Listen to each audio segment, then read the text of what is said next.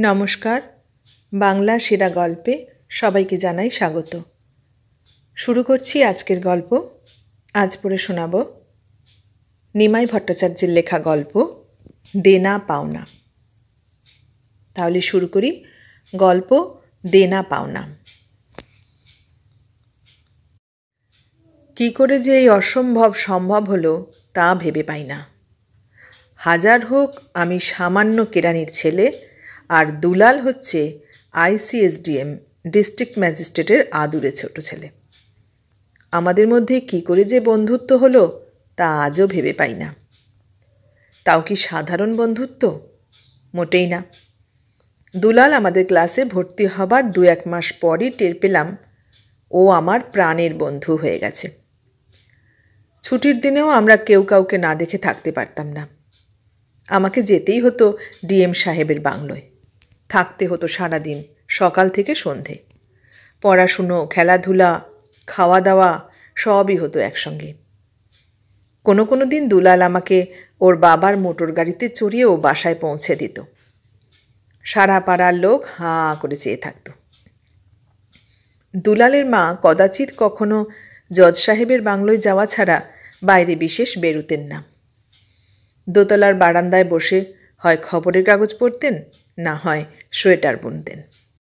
দোতলা থেকে একতলাতেও উনি বিশেষ নামতেন না। দুলালের মাকে দেখলেই আমার কেমন ভয় ভয় করত।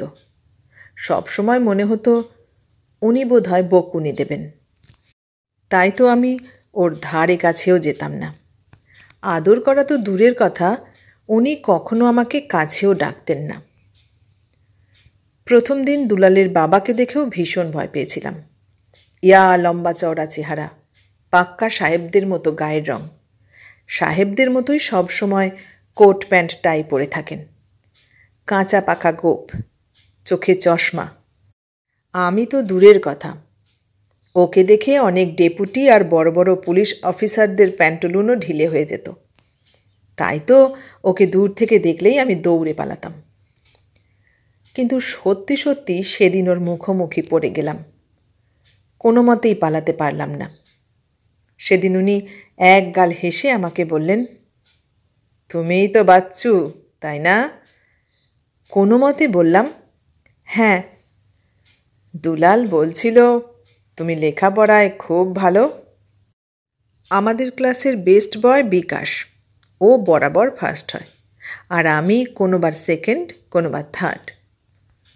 উনি সস্নেহে আমার মাথায় হাত দিয়ে একটু হেসে বললেন, ভালো ছেলে না হলে কি সেকেন্ড থার্ড হওয়া যায়? উনি আর কোনো কথা না বলে মোটর গাড়ি চড়ে চলে যাবার সঙ্গে সঙ্গেই দুলাল দোতলা থেকে নেমে আসে। আমি আনন্দে খুশিতে একটু উত্তেজিত হয়ে বললাম, তোর বাবা তো খুব ভালো। দুলাল এক গাল হাসি হেসে বলল, আমার বাবার মতো মানুষ হয় না। বিলেত ফেরত সাহেব হয়েও আমার সঙ্গে কি সুন্দর বাংলায় কথা বললেন।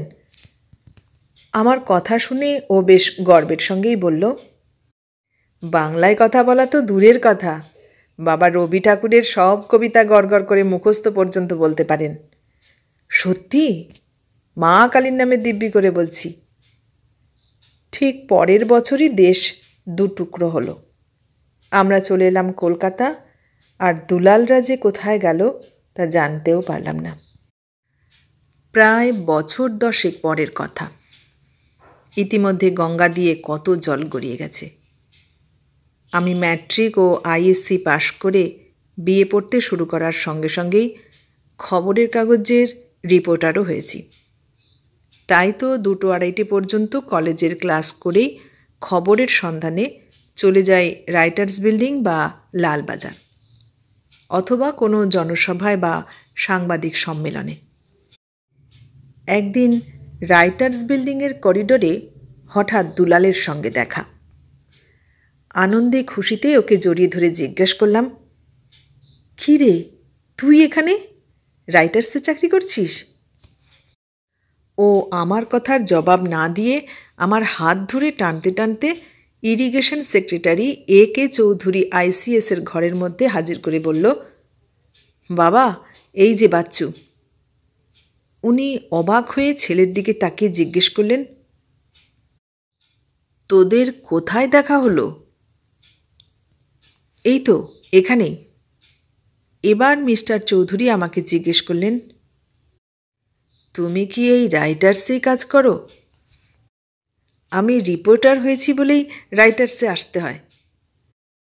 তুমি রিপোর্টার হয়েছ, লেখাপড়া করছো না? হ্যাঁ, বিয়ে পড়ছি। মুহূর্তের জন্য থেমে বলি, 2-2:30 পর্যন্ত ক্লাস করার পরই কাগজের কাজে বেরোই। বাহ, খুব ভালো। উনি একটু ম্লান হাসি হেসে বললেন, তোমার বন্ধু তো আইএ পাশ করেই লেখাপড়া ছেড়ে দিয়ে চাকরি করতে শুরু করেছে। দুলালদের লেক টাউনের বাড়িতে যাতায়াত শুরু করার পর দেখলাম ওর বড়দা মেজদা এককালে হস্টেলে থেকে দার্জিলিংয়ের স্কুলে পড়ে সাহেবি কায়দা কানুন শিখলেও মামুলি গ্র্যাজুয়েটও হতে পারেননি এবং দুজনেই সরকারি অফিসের কেরানিগিরি করছেন। তবে ওদের হাবভাব চালচলন দেখে মনে হতো ওরাও যেন বাবার মতো আইসিএস। দুলালের মাকেও দেখে বেশ অহংকারী মনে হতো।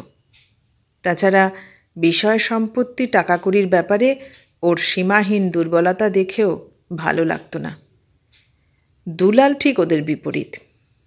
যে মানুষটিকে নিয়ে স্ত্রী ও 2 পুত্রের এত অহংকার, সেই মানুষটি কিন্তু নিছকই স্বল্পভাষী, বিনয়ী ও সর্বোপরি অত্যন্ত সাদামাটা ছিলেন। 2-4 দিন অন্তর অফিস থেকে বাড়ি ফেরার পথে অক্সফোর্ড থেকে বই কেনা ছাড়া ওর কোনো শখও ছিল না। প্রায় বছরখানেক পরের কথা। রাইটার্সে মিস্টার চৌধুরীর ঘরে যেতেই উনি বললেন, বাচ্চু, একটা জরুরি কারণে তোমাকে ডেকে পাঠিয়েছি। আমি জিজ্ঞাসু দৃষ্টিতে ওর দিকে তাকাতেই উনি বললেন, বড় ছেলের বিয়ের খবর শুনেছ তো? হ্যাঁ, দুলাল বলছিল। তোমাকে একটা কাজ করতে হবে। আমি একটু হেসে বললাম, হ্যাঁ, নিশ্চয়ই করব।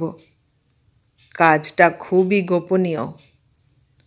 উনি মুহূর্তের জন্য থেমে বললেন, আমার স্ত্রী বা বড় 2 ছেলে তো দূরের কথা, এমনকি তুমি তোমার বন্ধুকেও জানাতে পারবে না। আপনি যখন বারণ করছেন তখন নিশ্চয়ই কাউকে জানাবো না। এবার মিস্টার চৌধুরী বললেন, 2-4 দিনের মধ্যেই আমি তোমাকে নিয়ে একবার বৌমার বাড়ি যাব। তারপর তোমাকে কিছু জিনিসপত্র ওখানে পৌঁছে দিতে হবে। পারবে তো? হ্যাঁ, নিশ্চয়ই পারব। সপ্তাহখানেক পর থেকেই বিয়ের জিনিসপত্র আমি বৌদিদের বেহালার বাড়িতে পৌঁছতে শুরু করলাম। বাচ্চু, আজ এই 16 গাছা চুড়ি পৌঁছে দাও।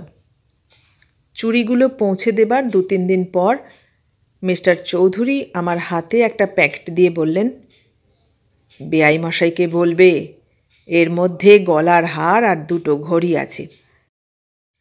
পরের শনিবার প্রবর্তকের দোকান থেকে ঠেলা গাড়ি করে পৌঁছে দিলাম খাট, ড্রেসিং টেবিল, আলমারি, সোফা সেট। এরপর 2টো নতুন সুটকেস ভর্তি কাপড় চোপড়, আরও কী যেন। সব শেষে একদিন বড়বাজার থেকে ঠেলা করে পৌঁছে দিলাম বস্তা ভর্তি ময়দা, টিন ভর্তি তেল, ঘি ও শতখানেক ছোট বড় প্যাকেট। বেহালার একটি মিষ্টির দোকানে আমি টাকা জমা দিয়েছিলাম বিয়ের দিন সন্দেশ, রসগোল্লা, দই বৌদিদের বাড়ি পৌঁছে দেবার জন্য। যাই হোক, বিয়ের দিন সন্ধ্যাবেলায় দুলালদের বাড়ি পৌঁছে দেখি বরযাত্রী রওনা হবার বিশেষ দেরি নেই। মিস্টার চৌধুরীকে তখনও পায়জামা পাঞ্জাবি পরে ঘোরাঘুরি করতে দেখে বললাম, মেসোমশাই, তাড়াতাড়ি তৈরি হয়ে নিন, এখনই তো রওনা হতে হবে। উনি যেন কথাটা শুনেও শুনলেন না। 10-15 মিনিট পর হঠাৎ দোতলার বারান্দার ধারে ওর সঙ্গে মুখোমুখি হতেই উনি চাপা গলায় আমাকে বললেন, বাচ্চু, আমি বরযাত্রী যাব না। আপনি যাবেন না তাই কি হয়? উনি একটু হেসে বললেন, তুমি তো বুঝতেই পারছো, আমি গেলে বৌমা বা তার বাবা মা ঠিক সহজ স্বাভাবিকভাবে আনন্দ করতে পারবেন না। তাই না, উনি আর কথাটা শেষ না করেই সিঁড়ি দিয়ে নেমে গেলেন। আমি বিস্ময়মুগ্ধ হয়ে কিছুক্ষণ ওখানেই দাঁড়িয়ে রইলাম। বরদার বিয়ের 6 মাসের মধ্যেই উনি একদিন হঠাৎ এ সংসার থেকে চিরবিদায় নিলেন। ওর মৃত্যুর খবর আমাদের কাগজে আমি লিখেছিলাম, কিন্তু অঙ্গীকারবদ্ধ বলে ওর অবিস্মরণীয় মহত্বের কাহিনীটি লিখতে পারিনি। দুলালের সঙ্গে মাঝে মাঝেই এখানে ওখানে দেখা হতো। তাছাড়া ও কখনো কখনো আমাদের অফিসে এসে রিপোর্টারদের ঘরে বসে আমার ও আমার অন্য সহকর্মীদের সঙ্গে আড্ডা দিত। তাই তো ওদের বাড়িতে বিশেষ যেতাম না। তাছাড়া মেসোমশাই মারা যাবার পর ওদের বাড়িতে গিয়েও বিশেষ ভালো লাগতো না। বছর 4 পরের কথা। একে রবিবার, তার উপর আমার অফ ডে। একটু বেলা থাকতেই দুলালদের বাড়ি চলে গেলাম। ড্রয়িং রুমে পা দিয়েই দেখি মাসিমা আর বৌদি দুজন ভদ্রলোকের সঙ্গে কথা বলছেন। আমাকে দেখেই বৌদি একটু হেসে ভদ্রলোকদের বললেন, এ হচ্ছে আমার ছোট দেওরের বন্ধু, দৈনিক সংবাদের রিপোর্টার।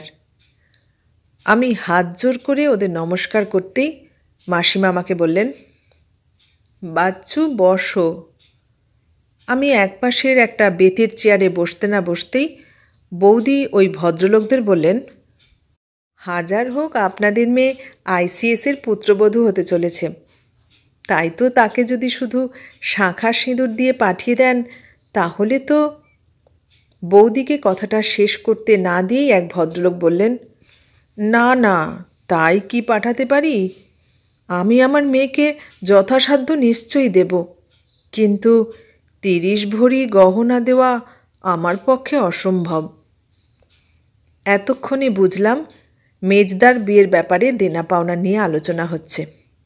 মাসিমা বললেন, আমার এই বড় বৌমার বাপের বাড়িও বড় লোক না, কিন্তু তবু বৌমাকে ওরা প্রায় 30 ভরি সোনা দিয়েছিলেন।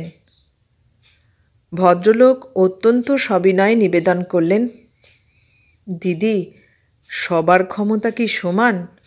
সত্যি বলছি, আমি বড় জোর 15 ভরি সোনা দিতে পারি, তার বেশি।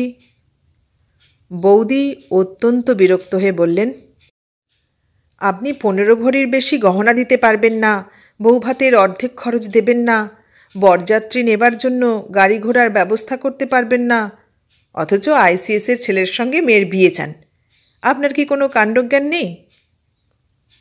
আমি আর বসে থাকতে পারলাম না, উঠে পড়লাম, কিন্তু বলতে পারলাম না, বৌদি, আমার সামনে এইভাবে দরাদরি করতে আপনার লজ্জা করল না?